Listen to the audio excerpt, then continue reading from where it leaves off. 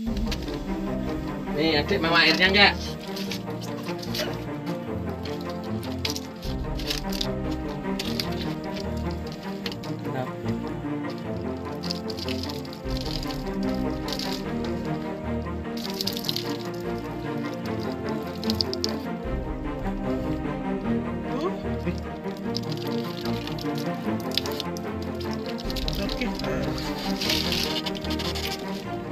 Dapat.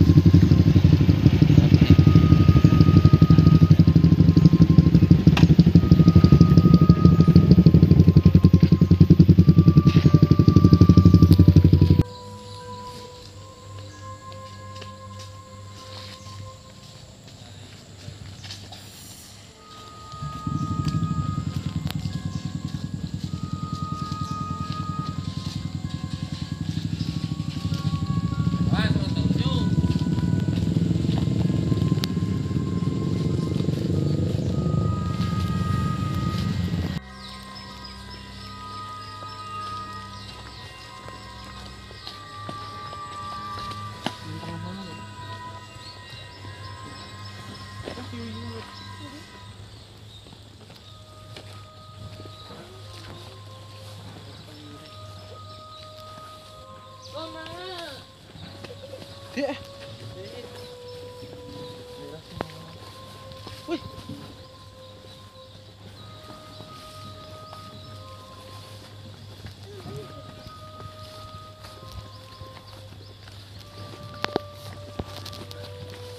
Satu lagi.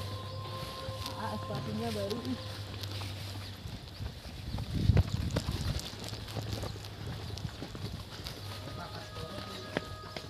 Hah? Ya.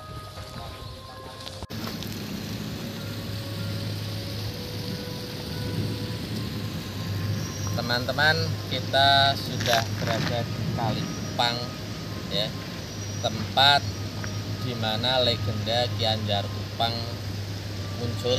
Ya, tadi kita juga sudah melewati makom beliau. Nanti kita shoot, jadi biar teman-teman layar ireng tidak penasaran legenda Ki Anjar Kupang itu apa sih. Jadi mirip dengan legenda Baru Klinting versi Jawa Timur. Kemudian sekitar 100 meter dari tempat saya duduk ini ada peninggalan zaman Hindu-Buddha di mana Wangsa Sailendra pernah berada di lokasi ini ya, dengan adanya patung Ganesha. Dan kalau Ganesha sebetulnya tidak terlalu istimewa bagi kita karena banyak peninggalan patung Ganesha, tetapi yang istimewa adalah Arca Karivarada. Nah, apa itu Arca Karivarada nanti kita tengok dan kita review di lokasi sekaligus. Ayo.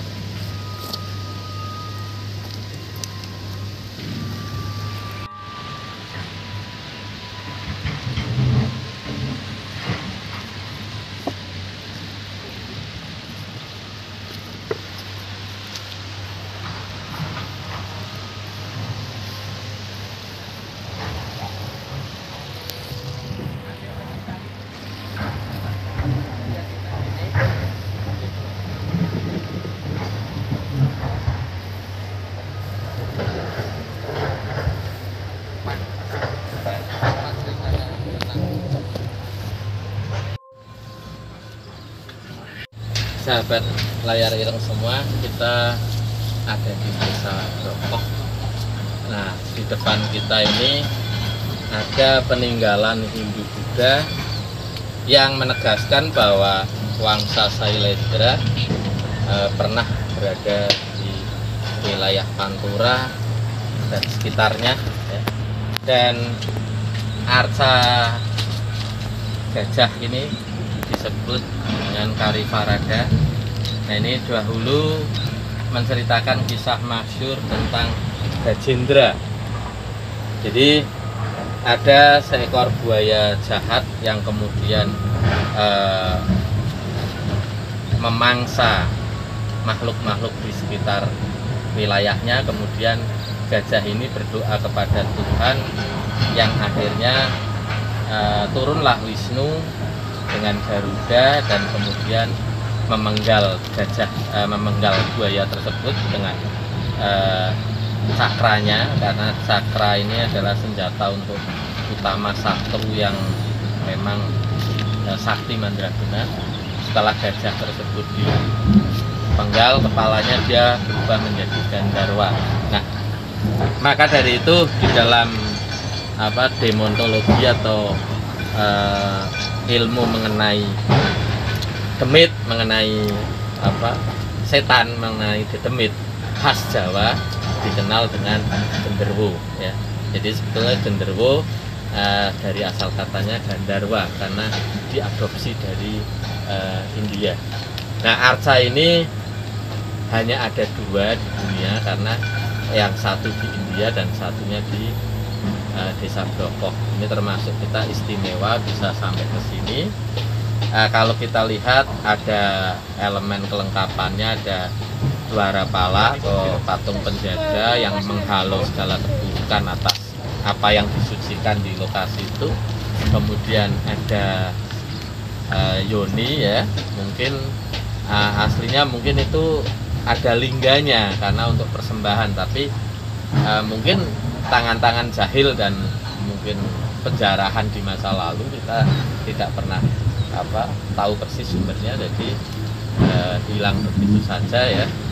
Nah, sekarang memang digembok, tapi masyarakat sini pun ikut menjaga, jadi insya Allah untuk penjarahan seperti itu tidak ada karena dilindungi oleh mitos juga ya Rit ya. Jadi Mas Farid salah satu warga sini, dan tadi kita sempat ke Kali Kupang, ada legenda Gianyar Kupang.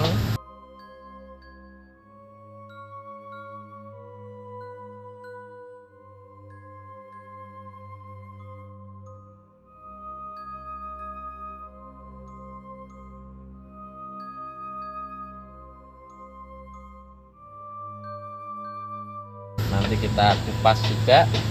Dan waktu penambangan ini dibuat jalur, sempat terjadi beberapa keanehan ya Mas Farid ya. Jadi ada beku bisa nyala sendiri dan berbagai macam keunikan yang jelas memang berarti wilayah ini wilayah yang disakralkan dahulunya ya. Jadi Jadi teman-teman memang layar ireng aslinya konsep awalnya adalah menceritakan sejarah-sejarah yang tidak muncul. Ya tentu dengan seperti ini, ada sejarah yang juga jejaknya ada, maka kita sambungkan. Nah, Ki Anjar Kupang berkaitan dengan legenda Baurekso, Drubikso, ya, Gunung Tugel, Rondo Kasihan yang di dekat Kedung Deres, nanti akan kita sambungkan semuanya karena itulah perjalanan Pekalongan dan sekitarnya pada masa lalu.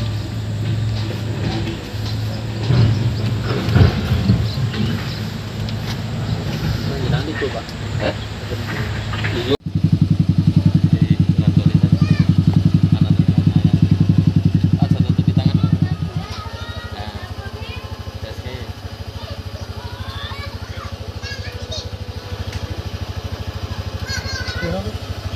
Dur. Kono kae. Oke.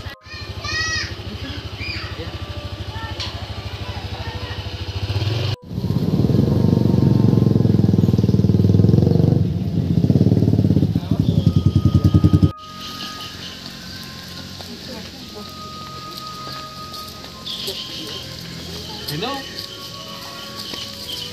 Halo.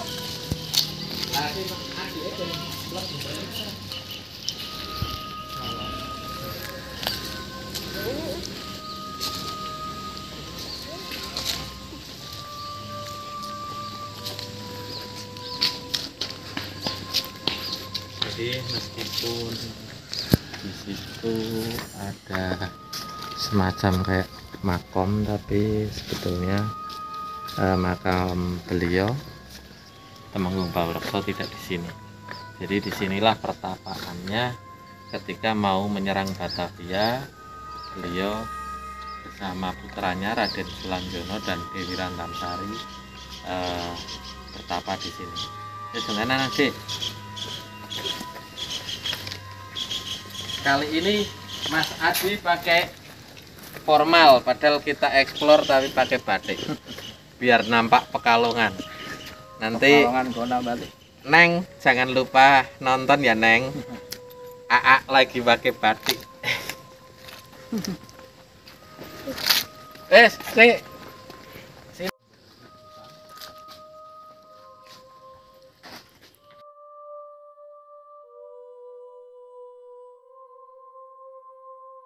Ke-59 kapal yang dipimpin Tumenggung Baurekso tiba di Batavia dengan menyamar sebagai kapal dagang. Kapal-kapal ini membawa logistik berupa beras, sapi, kelapa, dan gula. Kepada VOC, kapal ini mengaku akan pergi ke Malaka dan meminta surat jalan kepada VOC. Di sini juga ada sendang Dek ya? Iya. Coba masuk Dek.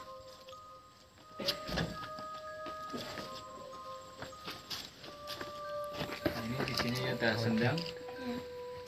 Airnya bersih. Diminum enak. Coba cuci muka Dek. Diminum biar awet muda. Coba cuci muka Dek. Coba. Diminum biar awet muda. Ya. Ya.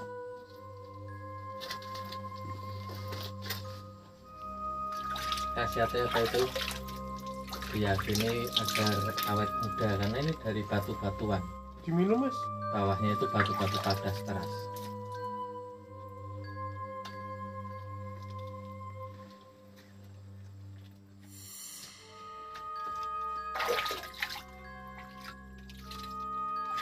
Nah, adik tidak boleh sebenarnya. Nah, ini kalau awet muda nanti adik nggak gede-gede, kecil terus. Lah muda terus kan kecil terus. Yo, Mas yo. Iya. Nggak besar-besar nanti. Ah, bocil.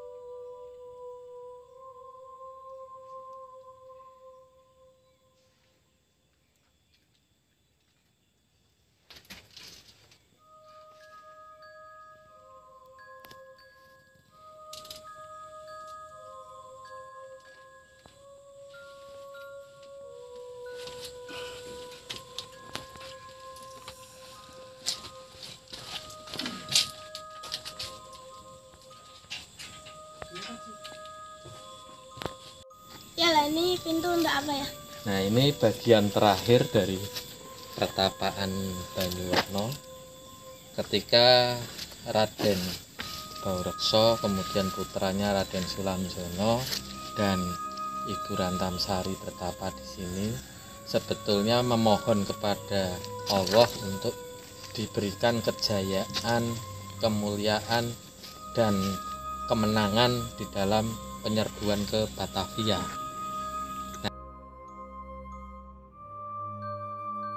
Sultan Agung mengirim bala tentara besar menyerbu Batavia pada tahun 1628. Pasukan dikirim melalui jalur laut dan darat.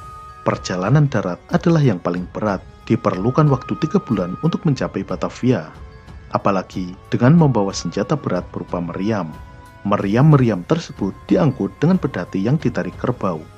Perjalanan berat ini menguras energi. Nah, di sini ada nanti sumur watu, jadi ada bongkahan batu gede, ya, padas, tapi ada lubangnya dan ada airnya. Nah, disitulah esensi di Banyuwarna ini. Kalau tadi di Sendang itu kan yang digunakan Ibu Rantamsari ya. Jadi ya kalau yang para putri itu konon diyakini untuk awet muda. Makanya adik tadi raup ngorak gede-gede, soalnya cilik terus. Ya. Nah, kalau yang di sini adalah untuk kekuatan fisik, kejayaan, kebesaran, kemasyhuran di sini. Nah, beliau kenapa kemudian gagal, itu penyebabnya banyak sekali. Kegagalan beliau di Batavia ini tidak semata-mata faktor karena kurang linuhnya Temenggung Baurekso, tidak deh. Tapi memang ya salah satunya ada pemberontakan, ada pengkhianatan, dan macam-macam. Nanti kita akan cerita terus perjalanan Baurekso sampai akhir hayat beliau di Lebak Siu. Ayo kita masuk. Assalamualaikum, salam ya ibadillah sholihin. Nah, inilah. Nah, kan nggak mungkin ya tempat yang seperti ini akan ada air toh. Nah, ini tapi ada sumurnya.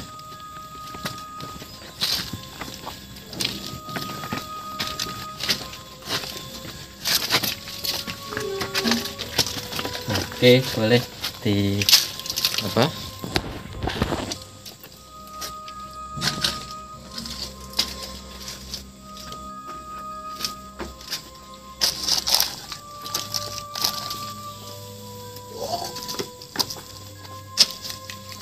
Ini siwurnya pakai batok, Mas. Ya, untuk ngambil air. Ada yang bawa ini enggak? Botol kosong. Sudah. Dibuang aja.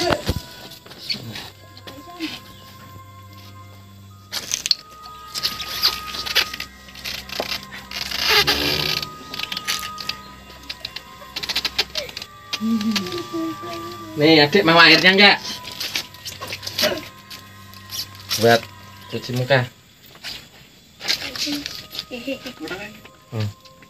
Enggak mesti ngono.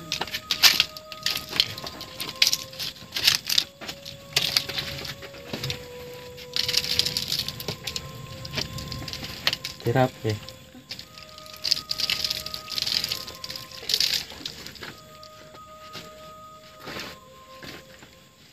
Basuh 3 kali.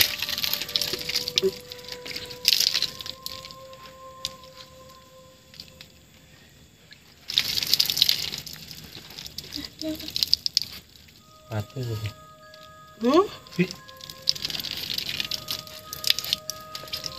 Oke, nah. Dapat. Siapa mana ya? Saya ngarep tahu. Aku.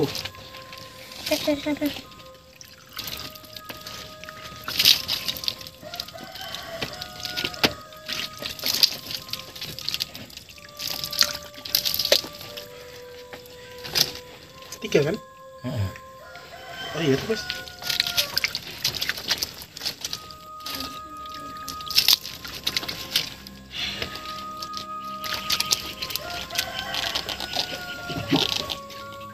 Mas Adi ya enggak? Mas Adi ya dong. Bismillahirrahmanirrahim.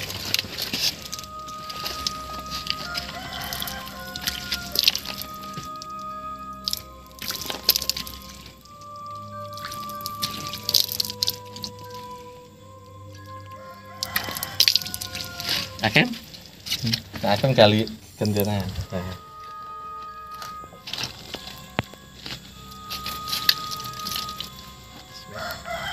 Jadi semua ini hanya karena rahmat Allah ya. Jadi walaupun tempat dimanapun dipercaya sakral, keramat dan lain-lain, tapi yang memberikan keramat itu sendiri adalah Allah, bukan karena tempatnya. Jadi esensinya Allah memberikan keistimewaan itu karena mungkin memiliki kehendak agar manusia berikhtiar untuk membersihkan hati, menguatkan tekad. Beliau di sini menguatkan tekad bahwa insya Allah penyerbuan ke Batavia itu untuk membuktikan bahwa kita bangsa Jawa, bangsa Indonesia cinta pada perdamaian, tetapi juga mencintai tanah airnya. Makanya harus mempertahankan dari kolonialisme atau penjajahan.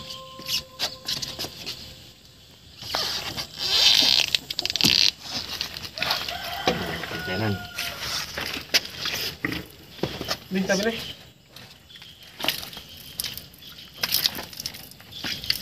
Kalau nggak didik boleh airnya diminum.